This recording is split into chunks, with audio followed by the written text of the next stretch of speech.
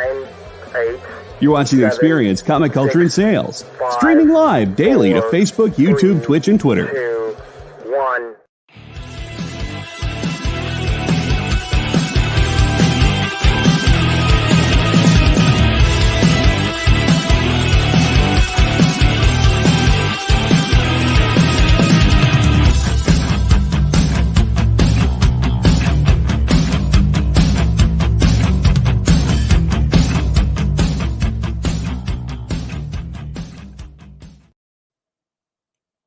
Hey everyone, I know you're not used to seeing me. It's not Tuesday. Nick isn't here right now. He will be here in about 45 minutes. But until then, I have the absolute pleasure and honor to talking to two folks that I am huge fans of. Shamefully, one of them wasn't until they started writing for a certain, Dangerous Duck. And the other one from their art that's so beautiful in a book that traumatizes animal lovers everywhere. So we're going to be talking to the two of them. Hopefully you stick around. If you have any questions at all, this is an interactive show. Please, by all means, drop those into the comments and we'll get to them. But please, this is going to be exciting, y'all. This is so exciting. I'm very nervous, but excited. Please help me welcome Amanda Deibert and Trish Forstner. I think Kyle is here. How we doing today? Hey, how you doing? Doing all right. Good. Thought Kyle was here. But so I just have a couple of questions here. This is going to be me listening to y'all talk more than anything. Super excited, like really. So the first thing I got to ask is, what are your comic book origins? Like, what got you into this business? Do you want to go first? You can go for it. Go for it, Trish. Your history might be longer than mine. Well, okay, so I started in comics, collecting, because my brain and my art style have always been more animation focused, very cartoon heavy. So I bought a lot of comics like Looney Tunes, Tiny Toons, Alvin and the Chipmunks comics back in the day, Care Bears, whatever was out there that was like a figure that I knew. So like Darkwing Duck was some of those first comics that I had. The early like Gargoyles, Lion King, all of those books were like some of my first purchases with my own money. Me tootling in there after school or whatever, buying my Darkwing Duck.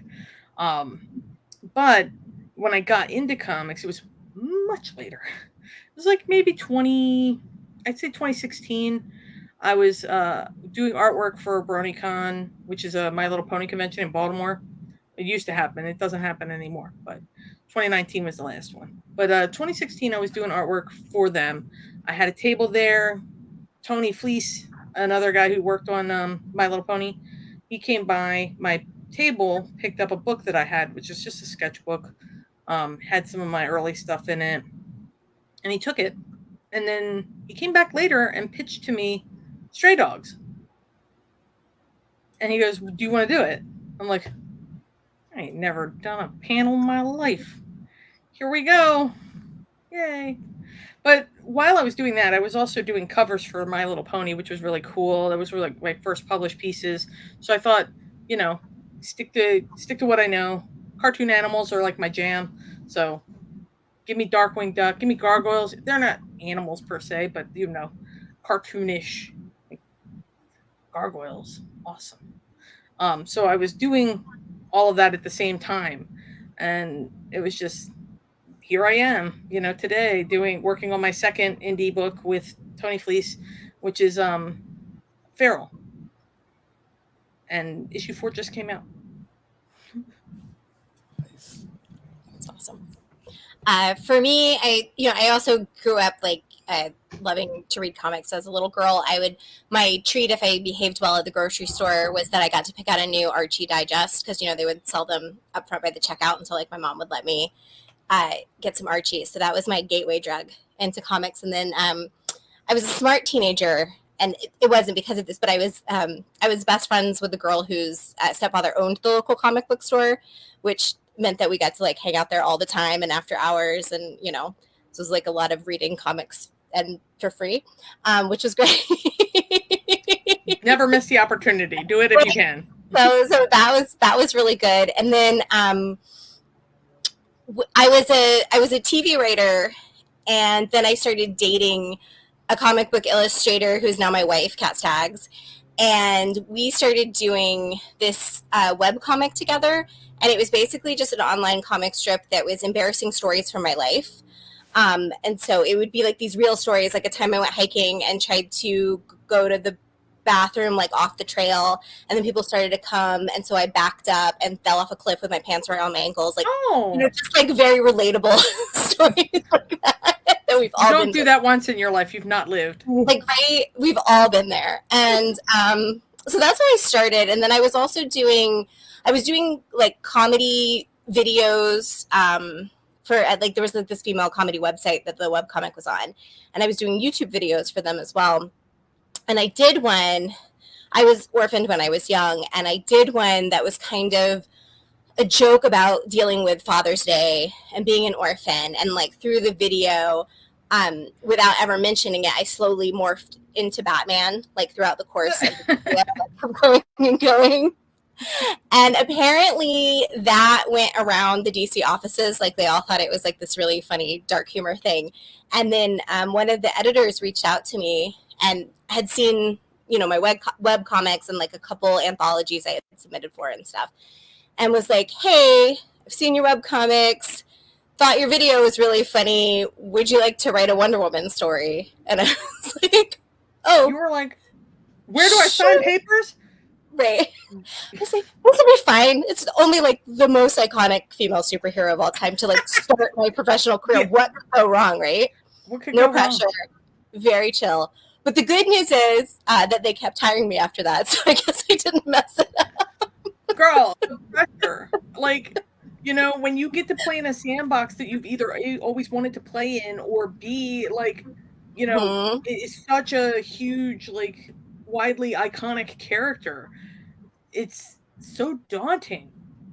Yeah. Well, I can't imagine what you were going through. I was stressing with Darkwing Duck, but you know, because I know there are hardcore Duck fans, you know. You don't want to disappoint the Duck people.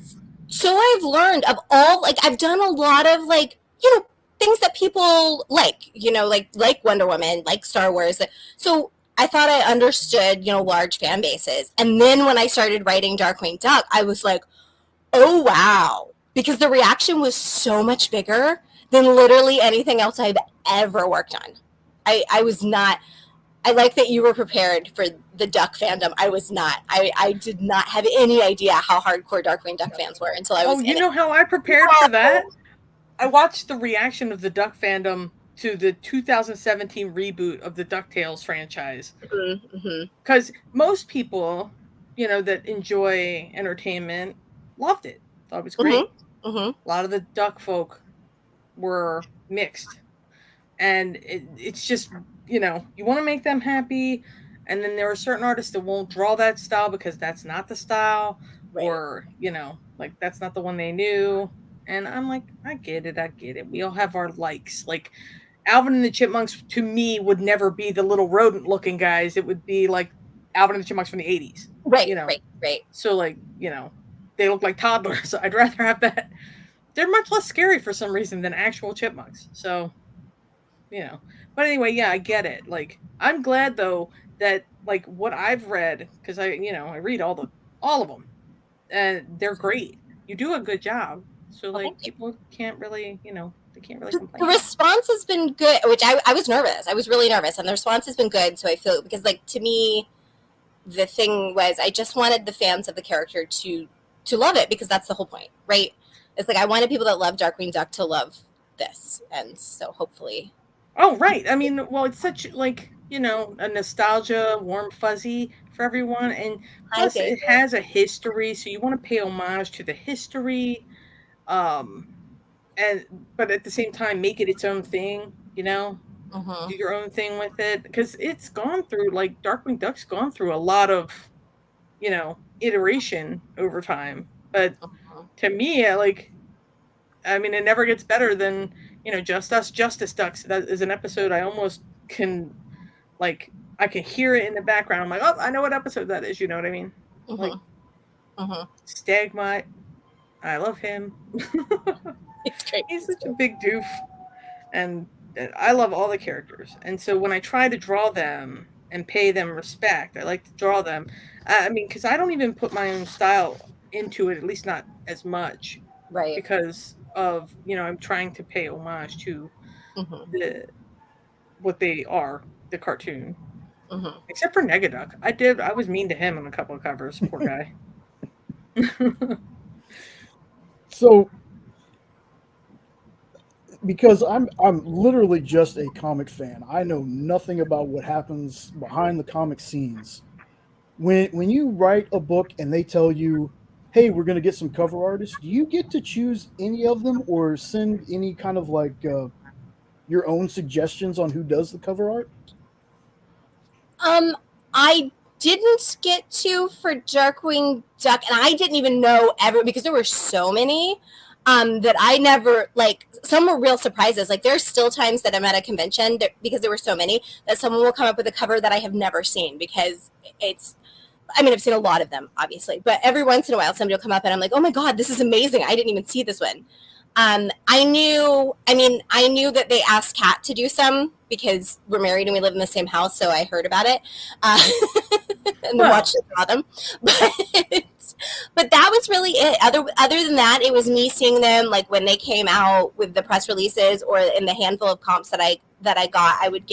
They would give me like a variety of them, but certainly not all of them. And so then I would get to see some, and then otherwise it's like seeing them in the wild in comic book stores or at conventions, which is cool. Oh, I love seeing them in the wild. I'm like, oh, you still have this one? Like, I'll go through the back of the, to the back of the issue. They'll have the little cover gallery back there. And I'm like, oh, I don't have that one. I don't collect all of them, but like, there are certain artists that you follow through, through the different series, and having done a bunch of these now, it's like, I can't wait for the next one to come. Hopefully I get to do more.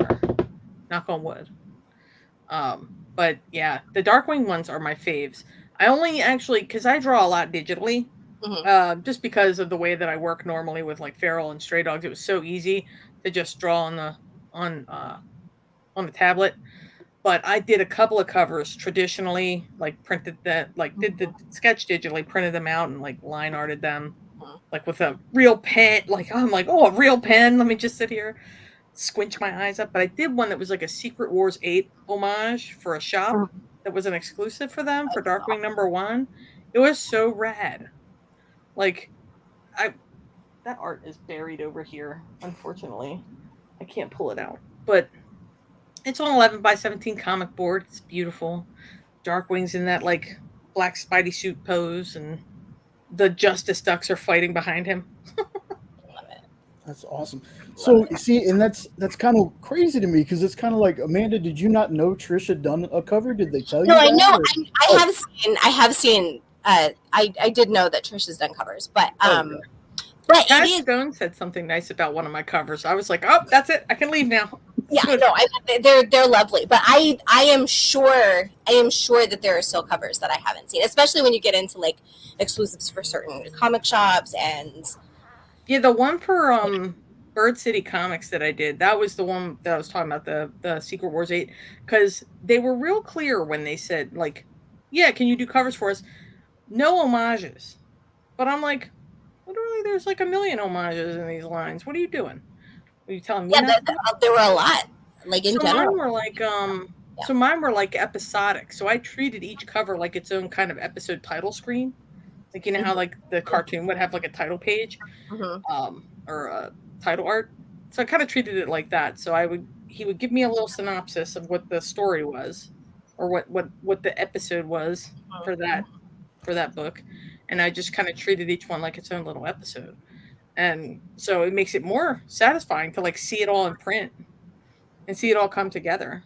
Like, how do you feel when you get a whole book with, back with the artwork to all of the words that you wrote? Oh, it's amazing. I mean, it's amazing. You know, you see little bits and pieces of things along the way, but when you see it all together, like the way it's supposed to be, there's nothing like it. There's That's nothing how I like feel with Feral. there's nothing like getting that book and holding it or seeing it. You know, I still get really excited when I see my stuff in comic book stores or bookstores or whatever. You know, I see something on a shelf that you made. It's And you such a just go, rush. for a second. Like, oh my god, I'm on the shelf. That's crazy. I go into Barnes and Noble. They have their one little copy of Stray Dogs trade paperback sitting there, and I'm like, I had that book. I know you. I know her. She's great. It's so cool seeing it in the wild. Yeah. There are times that people that watch the Tuesday review show that I'm on, they know if there's going to be a Darkwing book, it's getting picked. I'm reading it. I'm reviewing it. And they also know if there is a Trish Forstner cover anywhere for any book, that's the cover I'm using. We're not going to do the A cover if there's a Trish cover. Well, I like that endorsement. That is so great.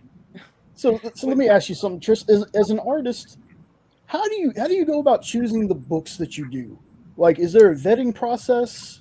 Mostly, I'll just take whatever most people bring to me. If you know, I'm pretty fortunate in that I don't like do this as a full-time job. I kind of do it, you know. Well, I mean, I guess it is a full-time job. It's more of a second full-time job. But you know, when I get approached, mostly it's me hounding somebody until they give me something to do, and then I just keep staying on them. When I finish what I'm doing, I'm like, oh, more please, more please. But you know, that well's run dry. If you know people, hook me up. But I'll draw anything, or I'll try. You know, I don't have the best like style for humans or people, but you know, if it's an animal character or like a cartoon, I'm your lady, because that's where I lived. I see. That's so crazy to me hearing you say that. I would imagine it must be just the fanboy in me. I would imagine people are just chasing you down for their covers, and a man is getting chased down to write for new books. Like, I really again, like. There are sandboxes that like Dynamite. Like Dynamite has a bunch of the Disney titles, you know, and I'm like, we did that whole 12-issue. What was it 12 issues of Gargoyles? So the last 4 that we did were like this big connecting like panorama thing, and I didn't want to go that route at the end. That was more of a Tony thing. He called that, but we were collaborators on that. Tony and I. I mean, but I still drew all the characters. Like I drew all it, and I'm a stickler for making them one model. So if it's someone else's sandbox, I stick to their rules. That's another reason why I like. It's pros and cons for like indie work, because like Feral and Stray Dogs, I can do what I want. Nobody has to, you know, nobody can tell me what to do. I created them, so you know I tell them, and that's another thing that's weird because I've had to hire out cover artists, and you know to tell them what to do with my characters is so weird. Like that's my child. Don't take care of it. Please don't hurt him. You know, or please don't, you know, butcher this drawing of him. But I also love other people's styles and I love to see my stuff in their style. Like Scotty Young did a cover for me for Stray Dogs, and I about like turned over a table because I thought Scotty Young drew something that I created. That's it. Yeah. You know? But yeah, and there are plenty of sandboxes that Dynamite has that I want to play in, but you know, just I'll just keep digging. Just keep doing it. Yeah. I'm gonna have to co-sign off one of the comments. TJ James, we need you to do a Bandit cover for Oh, Johnny I would Quest. too. Johnny Quest was my jam. I love Bandit. Well, Such a cute little rascal. now I got to ask the both of you, with the Darkwing Duck Kickstarter going on right now, it's got 11 days. We'll link it somewhere in the comments here in a second. I backed it. How does it feel to be part of that legacy? Oh, it's iconic to me. I mean, I grew up every day watching Darkwing Duck on TV. Are you kidding me? And then I always wanted to be an artist for Disney. This is kind of like a roundabout way of me doing that because, you know, they eliminated all of their like an animation department and stuff in the States their hand-drawn animation went away. So like I was like, oh no, my dream has evaporated. What can I do? So now it's like illustration. And then it again started real slow, but I kept at it. And bam, here we are. Living in 2024, me creating something original for Darkwing Duck. Like, that is so cool. and apparently, you can get rewards in the Kickstarter that I draw. So, that's cool. I didn't even know I was doing that, but Yeah, I mean, it's awesome. It's really cool to be a part of a legacy. It's really cool to be part of a passionate fandom. Like there's just something about it that's it's nice to feel like you're making your mark on something, that you get to do something that people are enjoying what you do. So it's super when folks show up at a con with like a book that you did that's like super obscure, does it blow your mind? Yes. Like it does me. Like when people show up with the like free comic book day that didn't happen issue of My Little Pony that I did, I literally get floored whenever they show up with it, because that's the free comic book day that didn't happen because of COVID. Yeah, I had a Batman and Harley Quinn comic that went with the animated show that was like part of a Blu-ray, and so it's like this big. It's like one of those little like teeny tiny. And so like sometimes people will pull those out and I'm like, how did you, I mean, I have like one, you know what I mean? And I'm like sorcerer, where did you get this? Where did it even come from? It's so obscure, but they, occasionally they show up and they're like, sign this. I'm like, holy crap. I love it when people show up with weird stuff. Like, I think the weirdest thing I think I've ever signed at a con was somebody's cosplay prop that they made. Oh, that's cool. Like it was a My Little Pony cosplay, but they made a giant, something figure that went with their cosplay. I was like, I'll sign it. So that was like kind of the strangest thing to sign. But everything else, when they show up with that free comic book day, I'm like, oh, somebody cared enough to pick that book up. So I don't have any of it. I think I might have 2. So Trish, what came first, the love of Disney or the love of art?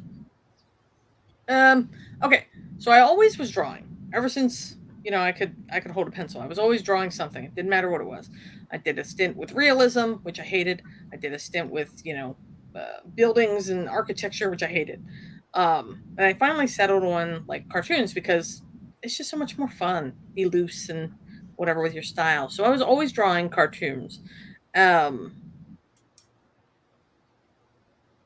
mean, and then where it kind of goes from there, I never really did any like education or anything into movies. My love for Disney was always, the Disney Renaissance movies, Don Bluth movies. Animation was more my passion. So like Don Bluth is more my speed. Dark, gritty. The animation was kind of dirty, but also really clean.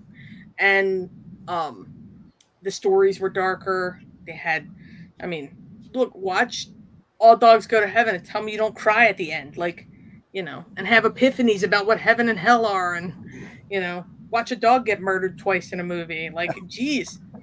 Too much. Too much. But my obsession with animation came first. Then it kind of splits. And then in 1994, when The Lion King came out, my entire life changed. That movie changed the direction of my entire art style. So then that's the way I went. And then I kind of think that I'm like an amalgamation of like the best of Disney, Warner Brothers, Bluth, Amblin, whatever animation companies are out there. So, Amanda, you've written for DC, Marvel, Dynamite. Is there any other companies that you've done that I'm missing? You said I did DC, Marvel, Dynamite. I've done Storm King comics. I do horror comics for them. And Dark Horse, and that might be everybody, but I also might be forgetting something really obvious. Not sure. You have a great like body of work to draw from. Oh, there we go. David's reminding everyone that I'm doing his image comic. I have a short story in that one. Then you can check image off of the list. Boop, boop, boop, boop, boop, down the checkbox of publishers. But yeah, I've done a little smattering of a lot of people, a lot of places. It's fun. I think it's the same for me, except for the life, I don't know people at Marvel and I don't know people at DC, but I want to draw a Bitewing cover and I want to draw some dogs or something for Marvel. I know they got animal Avengers.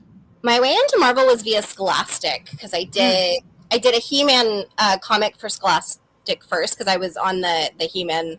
I wrote on the He-Man animated show, and then I did the He-Man graphic novel, and then they were like, "Do you want to do a Rocket and Groot?" And so that's how that was my. Rocket and Groot, the Scotty Young Rocket and Groot, or Rocket Raccoon. Man, I thought if I had to pick an artist whose art I admire so much that it made me do comics, it's Scotty. His artwork made me think that me as a cartoonist, me as a person who doesn't draw traditionally buff superhero characters, can do comics.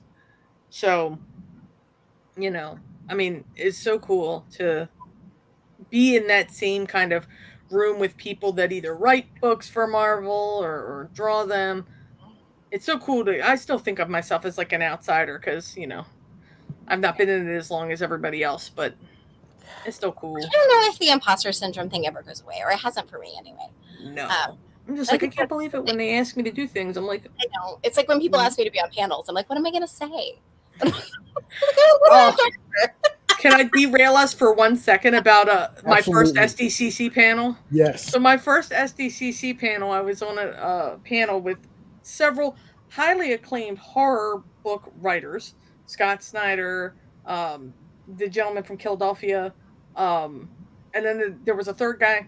My brain just blank. But anyway, these writers all going back and forth about how stories, the pathos, the drama, what personal connections they have, and then they all look at me, and I'm like, I draw cute animals. I don't know what's wrong with y'all. Are you okay? Are you guys okay? And then everybody laughed, and I was like, oh, good, go away. Because I'm not good in front of a huge room, and there was a lot of people in there. I've never talked as a professional to people in the comic space before. It was so neat, but also very sweaty for me. Well, I can tell you both. You both definitely belong in this realm. Y'all have both done amazing things. I tell people a perk of my job, sitting behind the scenes, is I get to sit here when we're talking to legends like Rodney Barnes, who does Philadelphia. Rodney Barnes. Yeah. Why was his name escaping me? He's such a sweet man. Yeah. Jim Starlin, Dan Jurgens, and all this. But then there's times like this where I feel like I'm talking to the future, because without folks like y'all, we're not going to continue this. Amanda does a great job with bringing in younger readers with her other books that I've seen. And Trish's art, when she's not traumatizing folks with cute animals, can bring in the younger audience too. So the two of you, I guess it's just me, because I have the same feeling about being an imposter. I'm a behind the scenes person. I'm not an interviewer or anything like that. But I can tell you both, as a fan, you both definitely belong in this space, and we're all happy to have you. Aw, thank you. Aw. Well, okay, so where was I going with that? I was going somewhere. I derailed the derailment. No. When I feel like I don't belong the most is when there's a group of people who've been in it a long time standing around shooting the crap back and forth, XYZ editor, this person's doing that, and I'm like, I don't know any of these people. I don't know how people network. I'm just I draw cute animals. Can I draw cute animals? I do contribute to the writing of Feral sometimes. There are some story elements I put in there. But what I like about what we do now as artists and writers, we are writing in a space that we had as kids, writing what we should have had as kids. you know? Like that was what was appropriate for kids back then. What's appropriate for, us now or kids now is much different Mm-hmm. than how we were. I think the latchkey kids, we were on our own most of the time. Darkwing Duck had a gas gun. I don't think, you know, and now I can't use a gas gun on the cover. No, no, no. Can't do it. So I think that's kind of cool, but kind of not cool because that was like his accessory, but also cool because you got to be more imaginative. Like who all didn't, who all would draw him on a bike, who all would draw him, you know, either on his on the in the Thunderquack or um like I like my first cover for Darkwing Duck with Morgana and Launchpad and the spiders. Yeah, that one was cool because it felt more like it came out of the show. And he told me what the episode was or what the issue was about. And I didn't have any character designs to go off of for the spider creatures, so I just made some up. And I was like, yeah, it's probably okay. It came out fine. And I couldn't dream of doing this or doing anything else but this. It's so cool. Nice. So how hard is it to get a word in edgewise between Tone and Tony? They're never in the same place at the same time when I'm talking to either of them, so it's great. Yeah, I'll tell you this: at SDCC this year, it'll be the first time Tony, and I have been in the same room. Period. Like we're gonna be in the same space. We're gonna do a signing together for the first time as Tony, and me. I'm gonna change my name to Tony with an I just so I can fit in. Tone. So outside of Scotty Young, who you've already said, for both of you really, who are the biggest influences in your professional and personal lives? You want to go first? I mean, that's so hard because then it becomes kind of an endless list. I kind of went down the list of all of my my influences, but those influences too are also personal connections because like I actually got good feedback on character design stuff I did with Don Bluth. That was freaking amazing, and it helped me so much just learning how he does things or how his animation style is or what he looks for in character design, good dynamic poses, good weight, stuff like that. And so it taught me a lot. I owe a lot to him. But the greats, the animation greats, the 7 grumpy old men or whatever from Disney, fantastic resources. A lot of my stuff and influence comes self-taught. I have a lot of peers now that I admire and who I consider, when I give them, like, I mean, here, look at this drawing. Does it read right? Or this whole scene looks kind of crazy. What can I change? Or whatever. Tony is also a good sounding board for that sort of thing. I find that I text him best at 3 a.m. 3 a.m. my time. So it's like, it's only midnight for him. So yeah, I mean, my influences are great and many, and I hope, that people look at me as an influence too sometimes. Not that I feel that way, but it's really cool to impact people, especially like when they come up to you at a show and they tell you like their kid just started reading comics because of, they saw your art, or their wife got into comics because, you made a book about dogs. Like, but then, they got further in and they were like, oh God, these people are monsters. It's wild. Well, I mean, that's the thing. There's the influence. I grew up, I was a voracious reader. So there's the influences I grew up reading, the people I was big fans of. And then there's also, I think we often think about influences as past tense, but I think it's like a constant thing, right? You read something new, you see something, and you're like, holy shit, that's so cool. Wow, they did that. And it's like your creative brain just expands and you're like, oh, this is so fun. Like I'm getting to work in this world and they created this and now we're playing with this. And I feel like I'm I feel like I'm constantly learning and redefining what like comics can be, what good storytelling is with comics, and even with with media that I consume in other ways. With shows that I'm watching that do cool things, or movies. I mean, I feel like it's actually pretty expansive.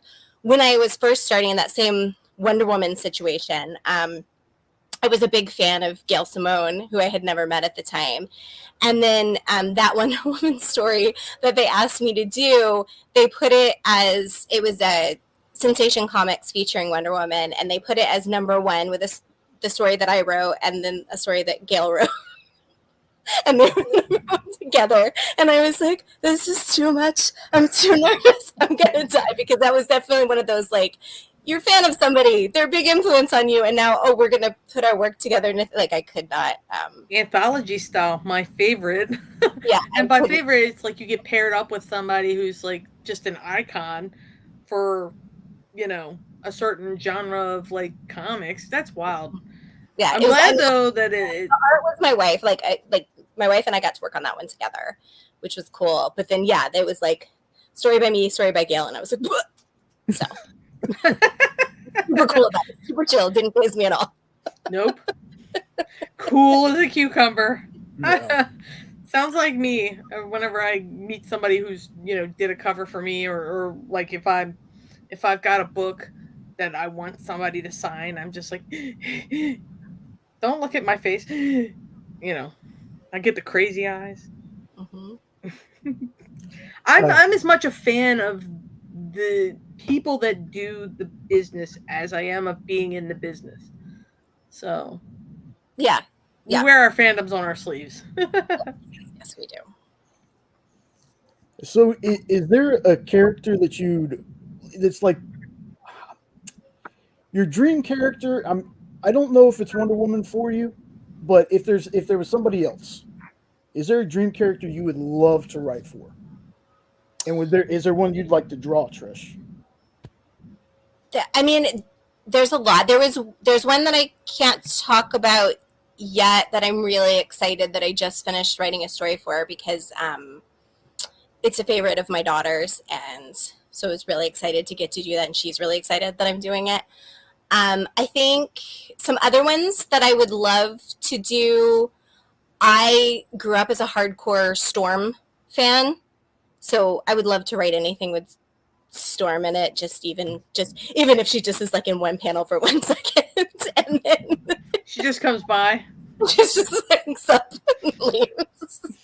She just zaps on like a light. It's just like a little tornado or something, and then she's gone. It's fine.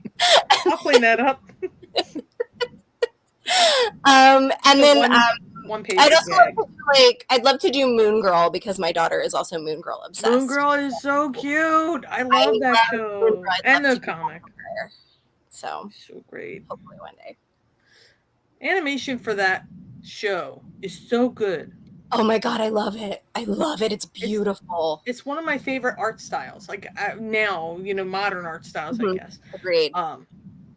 But like, if I could do anything, let's see, I'm trying to think.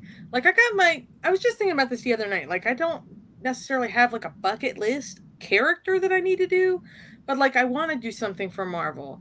Like I want to do something for DC. Like I want to do something for the big guys, just to, say I did it, say I made it there. But I mean, like, kind of what's your idea of making it? I mean, I am out here putting out a book every month, and, or doing a million covers, at a time. So, I mean, that is the business. Mm-hmm. And that's great. Like, I'm happy to just do that. So, I mean, bucket list characters wise, though, let's see. I mean, anything from the nostalgia area for me. Anybody in that nostalgia area, I'm happy to try. Like Batman, Nightwing, I don't care. I'll take anybody. I'll try. Yeah, Underdog. Sweet. I did an Underdog sketch cover for somebody at some point. He was so cute. Greatest American hero, but in dog form. Love it. So, hypothetical here. Let's just say Dynamite gets your dream Disney license to work on? What is that to you? What is the one Disney thing that you would I above already did it. anything else? I think you've already said yours, Trish. Maybe. I already did it. Oh, It's Scar. Scar. Okay. Scar is my all-time favorite Disney bad guy. He committed the first on-screen Disney murder in history by throwing those claws. I was like, damn, that's a baller move, dude. So, obviously top spot for villain of the my lifetime. Plus, he was voiced by Jeremy Irons and Jim Cummings at the same time. Two of my all-time favorite voices to hear. So, and he's got a pretty banging villain song. So, It's true. he's cool. So yeah, if anything Lion King related, I'll do it. That's my favorite area of Disney. But even like the newer stuff that they have, or the newer Disney stuff like Turning Red or the Princesses, anything in that area. Heck, if they ever did like a Wreck-It Ralph thing, I'd be like over the moon. That would be amazing. Wreck-It Ralph is such a cool movie. Yes. Love it. Not the Breaks the Internet one, but the other one was good. We threw my daughter, when that movie came out, we threw my daughter a Wreck-It Ralph themed birthday party, and I went really hard with like making stuff. Oh, that's so cool. Like just went bananas, like made a whole racetrack with like the fake candy people on the side. Like, yeah, love it. Aww, that's so cool though. See, that's why I like fandoms too, because you can have a lot of fun in properties that already exist and universes that are already built, expanding upon them. It's so great. But if I could work on anything, probably a Wreck-It Ralph or another Lion King property, or anything in the Disney Renaissance area of animation, like, that was my jam. Or Lilo and Stitch, obviously. Oh, Lilo and Stitch is great. I kind of already did it too. If we count Star Wars as being part of Disney now, since they're married together, like getting to do Star Wars comics was pretty. It was pretty bucket listy for me. I think that's a bucket list for a lot of people. Tony said that he did his first Star Wars covers for IDW, and those were like some of his like funnest projects, or most fun projects. It's daunting because it's a big universe, and if you get it wrong, man, people will eviscerate you. Well, the good thing is they have such like a good team to help you not get it wrong. Like that was the thing I really liked about writing for them. It was that like I would get these notes on my script that was like, well, actually the best spacecraft for this particular character in this particular time would be if they're in this kind of ship. And you're like, okay, well then they're in this kind of ship, because it would be like so intensely researched that it would, well beyond the knowledge of, your regular anybody, because that's what they're doing. And you're like, okay. Well, that character would never be in an X-Wing. Exactly. Okay, I'm so sorry. But okay. I'm so sorry, please forgive me. But I was glad. I was like, please save me from embarrassing myself by not knowing that this character would never be in that ship. But you're thinking like big, like Star Wars is huge and daunting, right? Because it's got book universe, it's got different games, video game universe, then it's got animation in all kinds of its levels, and then all of the 9 movies. Yep. And so, I mean, there's so much that you could get wrong. And the same thing goes for the artwork too, because if you're portraying a character in a style that isn't, the style that character was known to be in, get back. Yep. Get back, because you'll hear about it. Got 2 questions. The first one I'm pretty sure I know the answer to, but I'm going to ask it anyway. Would Trish do a Rescuers comic? Of course. Anything with rescue in the title. We got Rescue Rangers. We got Rescuers down. We got Rescuers Down Under. Of course I would. And Bianca and Bernard, my favorite. Yeah, and for both of you, what makes a project fun versus project being work, the not fun kind? Oof. When the sandbox gets too small. And I'll explain that as in the early days of me doing My Little Pony, for instance, the editors were much looser with what we could get away with in the artwork. We could put references, we could hide celebrities' ponies in there. We could make all kinds of cool references to stuff, and draw the ponies in our own styles. So like if you look at the pony comics throughout the time, you'll see each artist's particular style um, in there. Now they have to all look the same, and they change the rules of the universe that we knew, so that we were used to drawing. Okay, so say we had to draw one with clothes. Well, now they don't wear clothes, and you can't ever draw them wearing anything. Period. And I'm like, oh god, but they have cell phones. How does that work?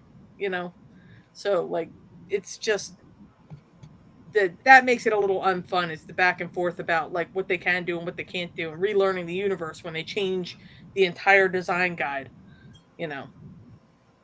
But Yeah, I was gonna say similarly. It's like the creative freedom is what makes it fun. Obviously you have to pay respect to the character, especially if it's not your IP, right? If it's somebody else's stuff, respectful to the characters, respectful to the property, and to like the rules of that world. But as long as you're given the freedom within those very broad confines, like then it's fun. If you get to play with it and really be like, what would I do with this universe, with these characters? And if the only notes are back, sometimes, it's like, oh, you can't use this character because we're using him over here in this other book or whatever. And like, that's fine. But when it does get, I think it's very much the same kind of thing. When it does get really, when you start getting like minutia notes and you start feeling like you can't play, you can't be creative, that becomes less fun. Because then you're like, oh, I guess I'll just write what you tell me to write, which means I'm not really writing it. My new favorite genre of like stuff in other IP, like working in IP, is anywhere in my drawing where they can find what looks like a human butt, because they will make me fix it. If it doesn't matter what it is, if it looks like a butt, I gotta fix it. That's funny. I've gotten notes on that from several different editors, which is hysterical. I'm like, well, do I really draw butts that much? Like, what the hell? And it could be like a pony leg, and the way it's kind of they're sitting, it just looks like a butt. And I'm like, who is looking at it like that? I don't understand.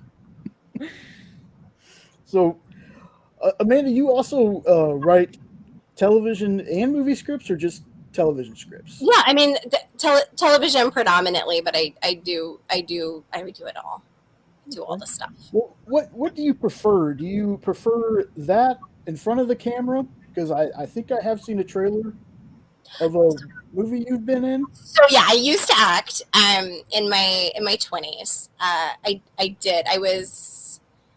I used to act, and then I always wrote as well. Like I was always writing.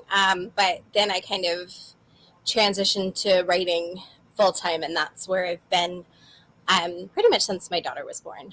And I'm very happy with that. I mean, sometimes I miss acting, but I prefer writing. I like the lifestyle, and I like the creative freedom. So you write for TV. Mm-hmm. How is the writing for TV different from comics? It's not a lot different, especially animation. It's they translate very easily one to the other. Mm-hmm. With TV, you're not going into like quite as much detail with the action. It might be like, it's one sentence that's like, she walks down the street and into the room, and as like that would be a series of multiple panels, and like sits down, or like, when it's a whole fight scene or it's a whole whatever. So it's more sparse and more dialogue heavy, where obviously comics is a lot more visual and less dialogue heavy. And that's really the biggest difference, other than, and a lot of artists don't love when writers say this, but there's also the budget constraint situation of like when you're adding extra characters or extra complicated, effects or whatever, sometimes you can't because of budget. But in comics, sprinkle it on, put it all in there. But I'm like, there's 1,000 robots. And the artist is like, yeah, F you, there's 1,000 robots I have to draw. But so that part, like, there is actually more freedom in comics because I'm not having to think about like budget constraints. That's happened to me before. massive crowd shots. I mean, even in like, I'll tell, for instance, Stray Dogs. There were 11 dogs in that book, and there were like half the book, 11 dogs are in every panel. So like, I'm just like, oh, woof, quite literally. But as that book progresses, we lose a couple, so the crowd shots get a little tighter. That book. Silver linings for artists. Now we know why the dogs do. Yeah, I'm tired of drawing these freaking spots. Get this one out of here. If you are a person that doesn't usually get emotional about comic books, I dare you to read Stray Dogs. And what is it? Issue 3? Issue number 3. I thought we were going to lose everyone then. Because I'm sitting there drawing it, and I'm like, this is my best drawing ever. Oh. And at the same time, I just tore out my own heart and threw it across the room. Yes. Like, it was, and then the pathos, like, right there. Because right ahead of it, the page before it, the way he begs and he puts his face on that master's leg, I was so mad. When I read that script, I told Tony, I was like, I'm going to get crucified. We're going to get killed. People are going to hate us.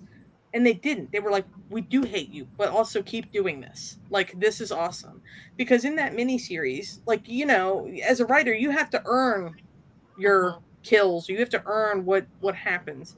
So you have to build their trust, and, know your reader's going to trust you through that process.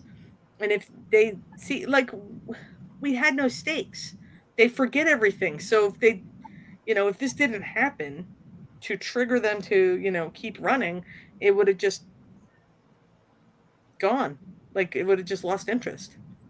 It was so well thought out and so dastardly. Oh, so me, after I drew it, I'm like, got a glass of wine. I'm like, oh God, shaking, drinking. It was so good though when it came out. Everybody nobody hated it. I've never heard a bad word about that issue other than F you, this happened. But like, it was great. Thank you. Thanks for doing that. Thanks for making me cry. That's exactly how it went. My wife read it first, and she's just bawling. And I'm like, what's wrong? And she's like, here, read this. And I read it, and I'm just like, someone's cutting onions in here. Yes, and shoving them into my eyes. Like, I was bawling. Have you ever killed anybody there, Amanda, as a writer? Have you ever committed the... Oh, yeah. Well, I do. So I do horror comics with Storm King Comics. Oh, okay. And so I have like a serial killer thriller called Death Mask that I did. There's a lot of murders in that. And then every year I also do a story for the anthology John Carpenter's Tales for Halloween Night. Oh, okay. Usually someone dies in all of those too. So yeah, I've killed a lot of people. Have I killed an animal? I'm not sure if I've killed an animal. I've done some really messed up things and some really messed up kills, but I don't know if I've killed a dog. I mean, we came out with like Stray Dogs. Like, Tony and I are both animal people. Like, we love animals. So like, to make people believe, like, understand that we're not murderers. Like, I don't go around murdering animals. We joined charity work. We did outreach. We have community where like all their proceeds for anything they sell in there goes to different animal charities, be it military animal charities or whatever, local animal charities. And I'm just like, please don't crucify me. I love animals. I had a dog. I designed a dog that ends up in the book getting shot. So like, she lived though. She lived. But yeah, so I mean, like, we aren't afraid to take the risks that you do with that. And so now there's a whole niche of like animal horror books out, or animal scary time books that are out. Cute animals in trouble. That's our new niche. That's my niche. That's where I live. So, just for anybody just joining, we do have the Dynamite has the Darkwing Duck Kickstarter going on, the 3 omnibuses, I believe. Could y'all just let them know what part y'all contributed to that? Oh, sure. So I did a very recent Darkwing Duck run. So I wrote I think the 10-issue run that I wrote is in there, which I'm really excited about and proud of. I did covers for all 10 of those issues. And also, you can contribute to the Kickstarter and get rewards drawn by me. Absolutely. And there's also like there's a reward tier that has all the number 1s from Darkwing Duck as a set, which was really cool. If you didn't get all of them. Because it even had the blanks. I was like, hell yeah. I'm a blank hoarder. I just found a website today, a comic shop on their eBay store. They had all of the Dynamite Disney cover blanks for like cheap. So I was like, yes, load it in. I'm going to have like 50 of those things here soon. That's awesome. Awesome. I'm a hoarder of them. It really is sickness. I'm not calling out for help though. So everyone, if you have not checked it out yet, we'll drop the link in there later. Go check out the Kickstarter. Get the beautiful, beautiful art of Trish and the amazing Should Be Episodes story by Amanda. I'd watch that. Both these folks are just amazing. I've had just a fanboy like time here. We're gonna wrap it up. I see Nick in the background there. We had an amazing time. I appreciate the two of y'all so much. It's Friday. Y'all literally could have been doing anything else. Could have been like, I don't know this person. Why don't y'all pass this off to somebody else? So it's super appreciated that y'all came and hung out today. Could you let everybody know before we let you go where they can find you? Oh yeah, I'm on. Sure. Oh, you go first. Go first. No, you go. Me? Okay, so I'm on Twitter, Instagram, or X, whatever. Twitter, Instagram, Facebook, TikTok. It's all as my name at Trish Forstner. Yeah, and I am same. I'm everywhere at Amanda Deibert, except on Instagram. I had to do at Amanda Deibert official. Mm-hmm. But that's it. I'm everywhere, all the places, and then I have a website that I try to remember to update. That's amandadeibert.com. But my website is dreadfully out of date. I often forget to update. Woefully out of date. But it was really cool to talk to you. Thank you so much for sharing everything with us. Hi, Nick. Hey, guys. Sorry, my computer's not working. Let's just say that we're having a crap week over here. I don't know if Jay... Let's try something. Let's try. That timing was beautiful. It was really beautiful. It could not have been better, right? So earlier this week, the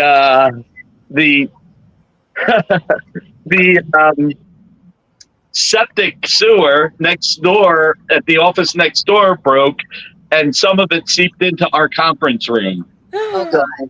Yeah. So been having so much fun. So it really was a crappy week. Yes. Sorry. This joke is not going to get old, I'll tell you that. Had so much fun cutting rugs and putting bleach and, just dealing with the insurances and screaming that it's forever unclean. So getting ready to argue with our landlord and next door's insurance company about the books that got damaged. So I can barely see anything on screen, so I'm going to be looking to my right when I see everything. But I want to, at the very least, thank you both. Darkwing Duck, every comic you guys touch are just so much better because of your involvement. And this really was a dream for Jay, having you guys on the air. So it's really, really cool. So thank you. Thank you for everything. Absolutely. Anytime. It was fun. Thank you. So, did anybody have any questions? Any last minute questions from anybody? Wow, I'm far. Yeah, I can see you. That big. Yeah. I don't want to move the phone up because it'll drop again. Oh no. I have a question, but I'll just email Trish after about where to send my Uncanny Valley blank covers. So we'll deal with that later. I just got a few of those myself. Nice. Yeah. Uncanny Valley is a great book if you haven't picked it up. It's written by Tony and drawn by Dave Wachter, and the art style is like realism meets cartoon. It's kind of like a Roger Rabbit, like Stand By Me kind of coming of age story. Oh, fun. I have four of the blanks already with cool. sketches on them of legally not cute animals from other comics. Ooh, we got some feedback. Critic. Uh-oh. Oh. Hold on, I muted them on both. Ah, that's where the feedback was coming from. Whew. I got the camera. I got the computer working again while Yay! Val came in. That's awesome. Well, I appreciate the time to talk about it. Uncanny Valley's great. I'm the Coyote guy's like #1 fan. But yeah, if there's anything you guys need, just reach out. Let me know. And you guys are welcome to come on the experience, whether it's this show or Jen's show or any of the shows, anytime you want. Doesn't Mog and Mel stream on here? Huh? I come on Mog and Mel show all the time. Yep. I saw you there there twice. I think I've seen you there twice. I've been really on fun 3 watching you guys. Yeah, and then I'll be on there again in July 11th, I think. Awesome. Amanda, you as well, you know. Happy to come back anytime. Are you guys going to be in San Diego? Yes. Yes. Cool. I actually swung by last year. Amanda, I didn't see you, Trish, and like either you were busy or you weren't there. I was like, oh yeah, it must be the time, because I think your daughter was with you, and I think you guys were like walking away or something. I'm like, all right, this is family time. I'm not bothering them. Oh yeah. She hangs out under the table a lot of the time, and I usually take her out for a little while just so she can. I'll be roaming the floor this time. Just because like I don't have like a place to land. I have a couple of signings at Image, I guess, lined up, and then I'll be a free spirit. So I feel like that con is best experienced away from a table. My favorite Amanda story from an early interview Amanda did, I think, with Amy was, and that was Amy's first interview, was Amanda saying that she had explained to her daughter why she has to watch Darkwing Duck to prep for writing Darkwing Duck. Oh, I had to watch all of my Darkwing Ducks to prepare for the covers. Because, you know, I still had the style. You know what I did? I had, back in the day, I used to collect model sheet printouts. And so I had model sheet printouts from the original show. So the original Tad Stone's drawings that came from that. So the characters were always on mine. Tad is a hoot. He was on last week. And that guy, I'll put it to you this way. He makes me look like I'm quiet. So that's saying something. He's got stories. He's got volumes. So, all right, ladies, thank you so much. Have a wonderful weekend. Everybody loved you being here, especially Jay. So very much really made his night. And I'm, everybody back to Kickstarter, please. Yeah, get on that Kickstarter. There's nice stretch goals too, I think. Like, yep. Isn't there one coming at 300K? Get there. There's one at 300K, and then if we get to 450, we're gonna get some Tad Stone signatures. So. A dream of mine is to have an original piece by him, but he'll be at San Diego at one of our panels, so we'll talk. Oh, yeah. Give me a panel schedule, please. 11:30 a.m. on Sunday. Oh, they asked me to do a panel 11:30 on Sunday, but I've got a panel on 11:30 on Sunday. We'll get there. We'll get hook up. there. Thanks so much for having us. I'm gonna jet. All right. Thank you, ladies. Take Take care. care. Good luck. Thank you. Oh, have a good night. Take Night. care. We still have more show coming, folks. Now I get to do what I do best, and I'm dropping them out into the background. Are you kidding me? I think they prefer to have you here. Oh, you that kidding was so amazing. You know, and the worst part is I'm a liar this week. I'm a total liar. I told everybody on Sunday and in my video, and I shot the video on Tuesday. And you know how you can tell if I shot a video on Tuesday or another day? How? I make sure I wear a black shirt because I'm very well rounded.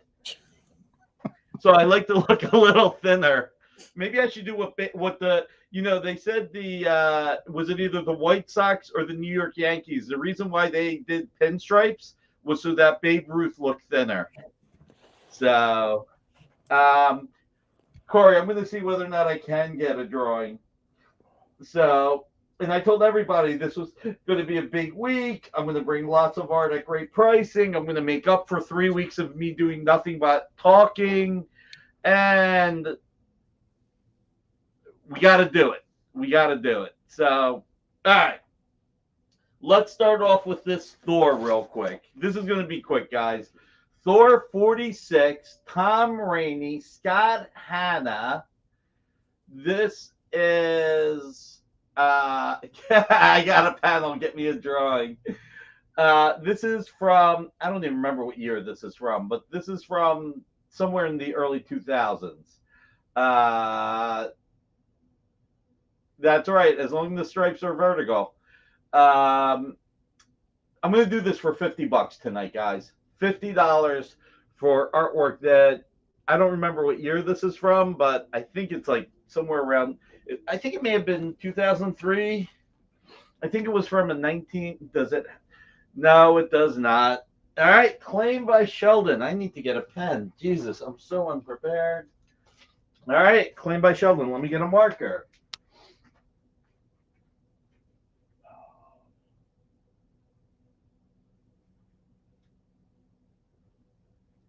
All right, then we have, here's a piece of art from an artist that I rarely have.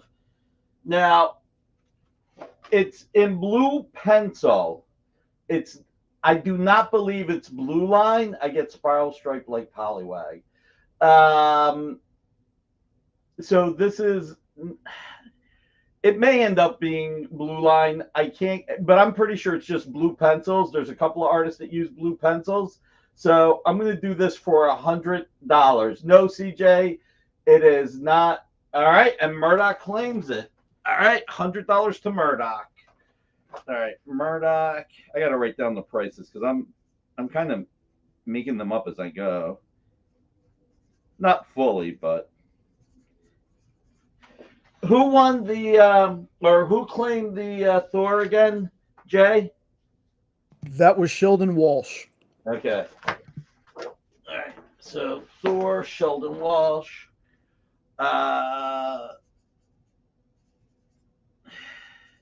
And guys, Rex is out. So Amy, listen, pretty much everybody's been out because only a few of us are here doing the cleanup.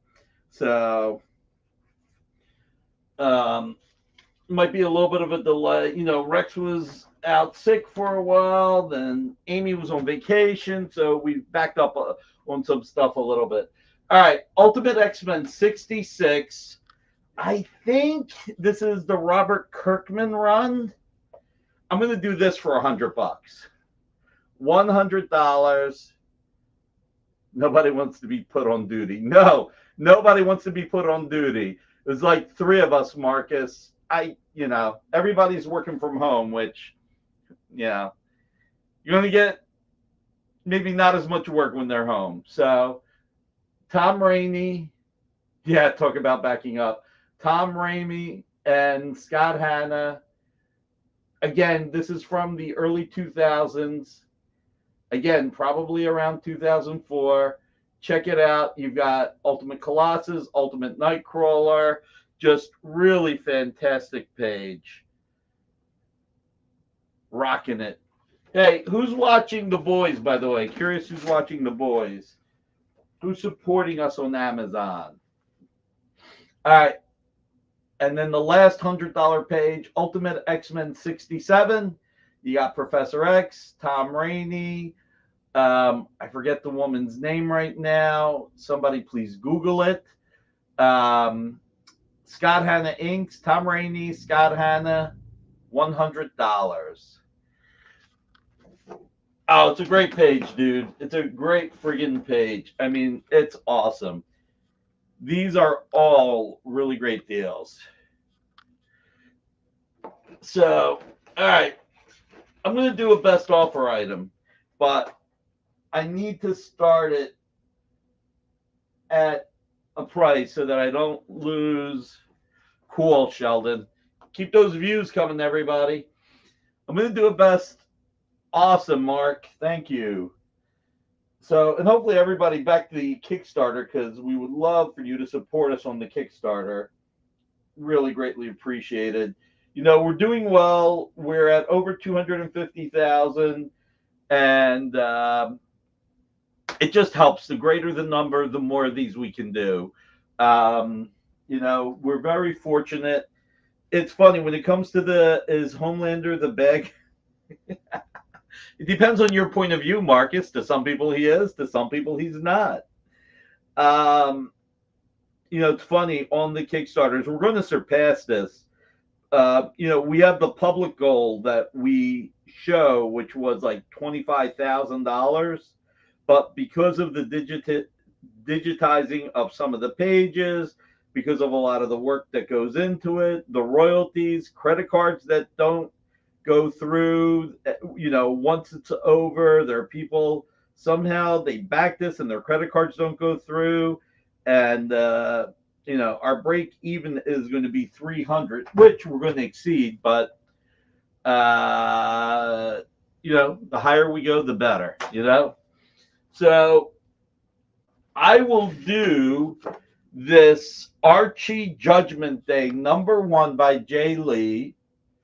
It was inked digitally. This is the only version of the cover.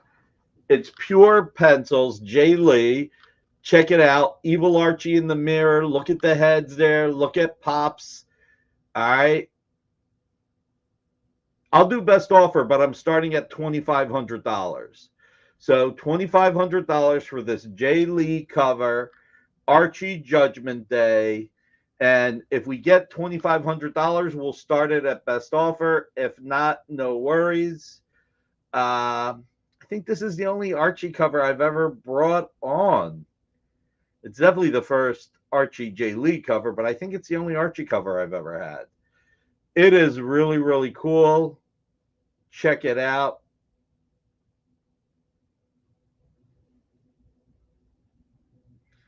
Oh, yeah, and you guys can back the Humble Bundle for the experience. They are working through some crap. Yes, we are. No, the experience is not working through some crap.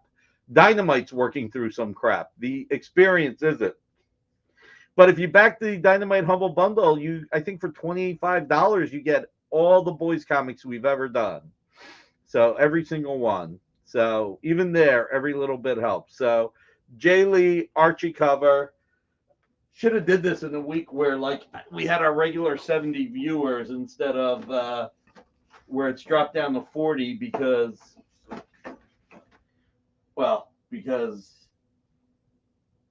it just did, you know? So I apologize to anyone and everyone for being late again. Not that I had a choice. Besides, why have Nick when Amanda and Trish are here? I mean, did you guys even need me? Did you even need me? You didn't need me. Probably didn't want me. You had two talented people. You had the well-spoken Jay who just was the maitre d', the MC, handled it all, and now you got me. I mean, Jesus. So, I'm going to make this a short night because I am tired. I didn't even pay as much attention to Heritage today. Let's do a quick poll. Who paid attention? Yes, no, maybe so. Who paid attention to Heritage today? I caught a few things. Thanks, Mike. And yeah, like your package, we got to take care of. Amy was out, and then crap happened. But who watched Heritage today? 5 minutes. Did I saw bits and pieces because I had it on in the background. Did you guys see how cheap the Hollywood Daredevil pages went for? No, I didn't buy anything. Marcus. Didn't have time. I had it on in the background. But I caught some of it. Alberto, did you didn't Crisis pages? No. What did they go for, Marcus? I didn't even see.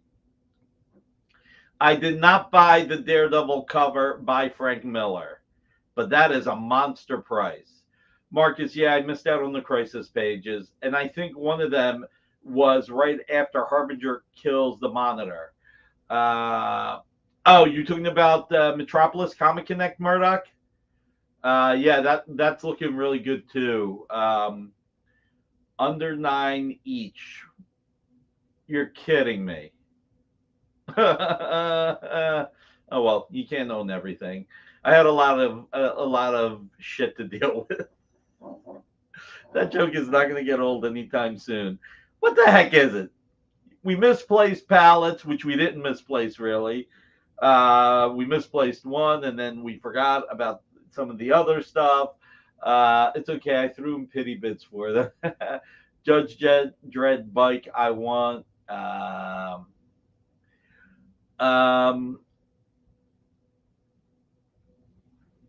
Was tired after licensing show.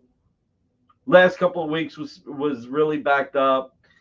And speaking of backed up, then the sewer backs up next door. Ay. Oh my God. If you don't laugh, you cry, right? I'm not a firm believer of whatever doesn't kill you makes you stronger, but sometimes that is the case. Oh, okay. Murdoch, you know what I was about to say? What are you going for? But you don't have to go for it.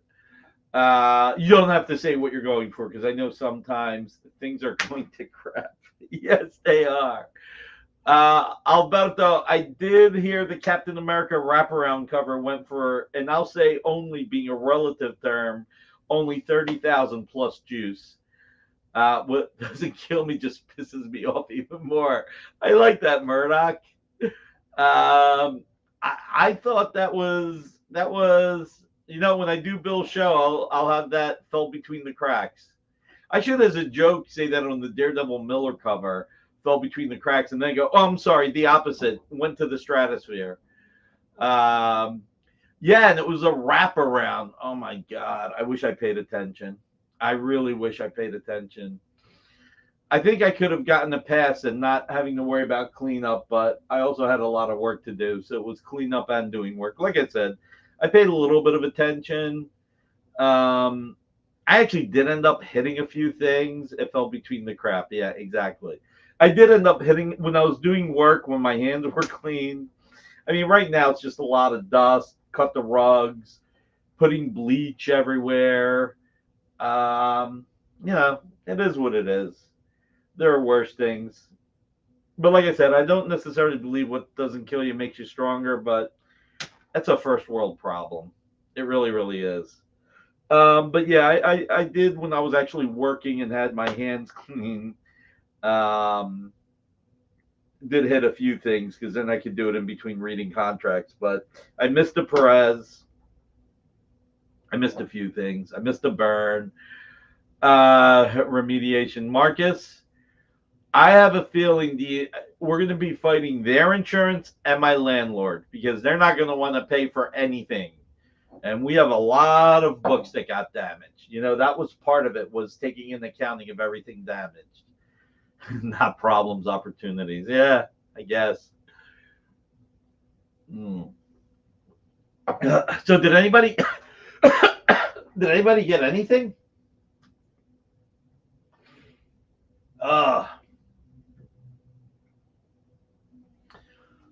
I'm going to assume that nobody got anything.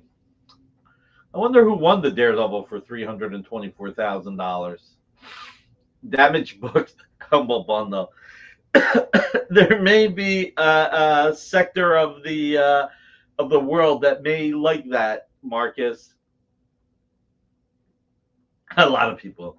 Marcus got Black Cat 50, I think. Okay. I can see that. I doubt it, but I can see it.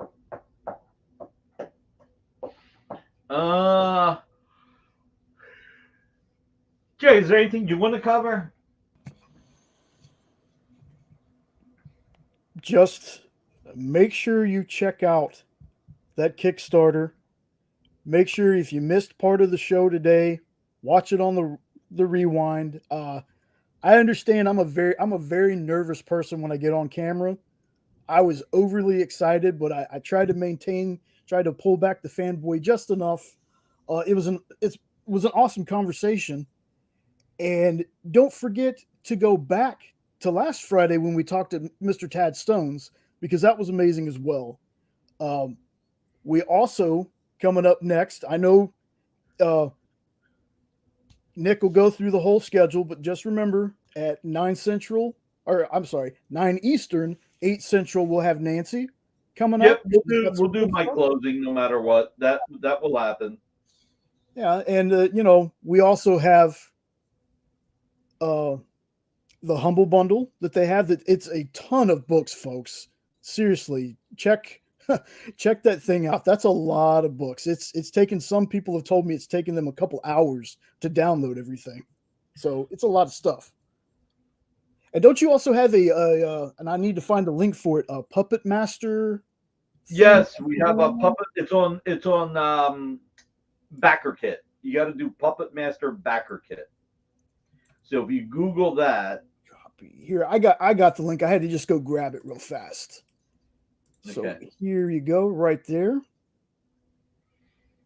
Yeah, the Puppet Master is really cool. We're working with Charles Band.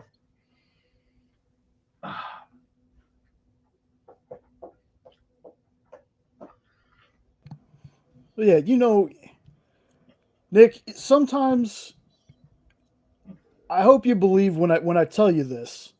Sometimes you don't even need the art, man. People honestly show up to this show because they want to hear your stories. They want to talk to you. We love listening to you. So even if you don't have anything to sell, we're always happy to see you. Jay is such a good liar. He is such a good liar. They always tune in for the art. Marcus, I don't even have any for myself. Oh God, that's funny. Maybe I was a little too honest on that one. Rory Root is no longer with us, but he was an ass to us, and so I don't mind people being assholes to me. I actually don't mind that. I hate it when they're assholes to my employee. And when you do say something like that, that hurts. You can tell me I smell or I'm ugly or I'm fat. That's fine. I can live with that. But when you start saying your stuff is bad, you're or lying about whether or not you're carrying a book, you're hurting my employees, and I hate that. My employees are my family. I did not sell it to Rory.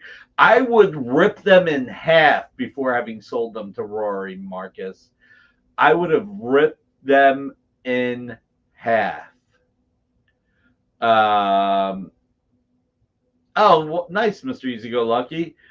How do we go into this? But yeah, like I said, somebody can tell me whatever. My breath stinks. My eyes are crooked. I'm overweight. But once you start doing stuff that affects the employees and the independent contractors we work with, yeah, you're going to piss me off then. Simple as that. So, sorry for being so blunt, guys, but that's the reality. Do whatever you want with me. Don't do anything that affects the company and hurts my team. That will piss me off. This is my first time. I'm glad to hear that, Unknown 869. Not that you're unemployed and broke, but you're enjoying yourself greatly. You know that, all kidding aside, with the compliments and the nice things that Jay said about me, um, this show is to be entertaining. The world is tough enough. We have fun here. And to be a little bit blunt, I don't think the this show usually when we're selling art takes about 8 to 10 hours, 6 hours to prep everything and decide everything. Uh, four, no, not 6 hours, 4 or so hours to do that. 2 hours to do the show because we never end in an hour these days. Um, and then 4 hours to write everything down, update, and everything. I mean, the shows would have to make a lot of money for these to be financially worthwhile, and plus, I end up losing money on a lot of stuff, which is not good. But I do it for the fun and to hang out with you guys. Special humble bundle. Guys, listen. We're going to close the show. Enjoy the weekend. Hug your loved ones. Hug your loved ones. You never know what's going to happen. And when stuff like this happens, like the shit backing up from the sewer from next door, that's just something that happens. After the show with Amy and Rex with their invoices. Exactly. What's the wraparound on the back? Oh, it's the Warlock of Mars #2 wraparound cover. We'll go over this one next week. Let's see. Don't forget to wash my hands. I washed my hands before the show. But like, even with this crap that happened, you got to just have the best outlook. That's a pain in the ass. The damaged product is a pain in the ass. Cutting up the rug, putting a hole in the wall, bleaching everything, waiting for it to dry, cleaning, bleaching again, counting all the damaged product, estimating what it's worth, getting ready to fight the landlord, fight the insurance company. I mean, maybe I'll be happily surprised. Maybe they'll be like, yeah, you're right, we screwed up. Yeah, I will, not just rinse. Compared to some people in the world, that's a problem I'll get past. It's a first world problem.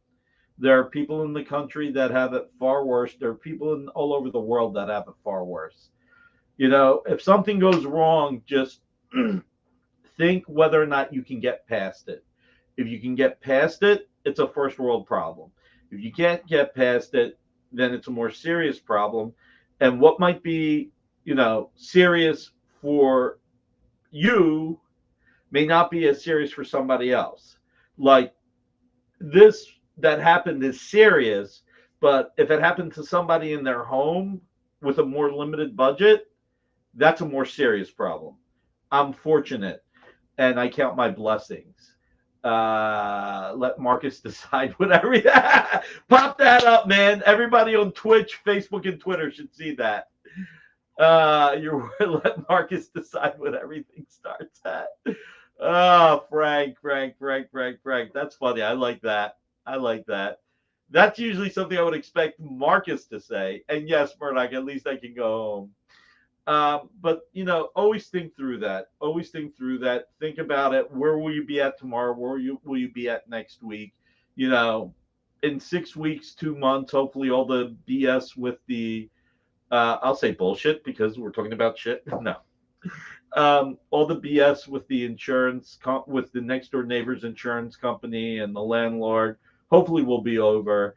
All the work I put on this, we all, especially my team, because I had to keep going back and read contracts and do other stuff, we'll get past all of it.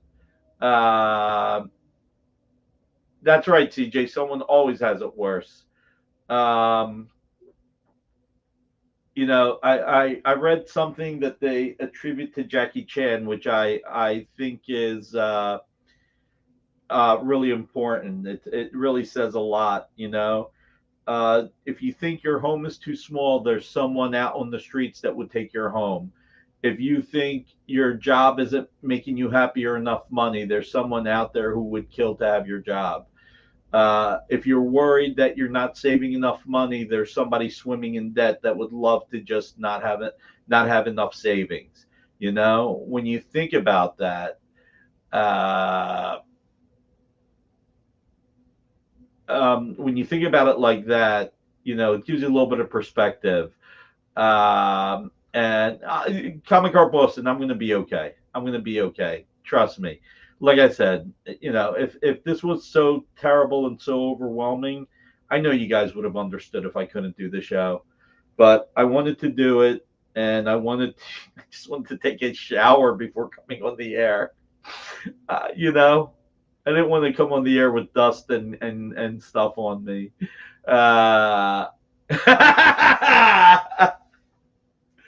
Oh my God! Put up Goo's comments.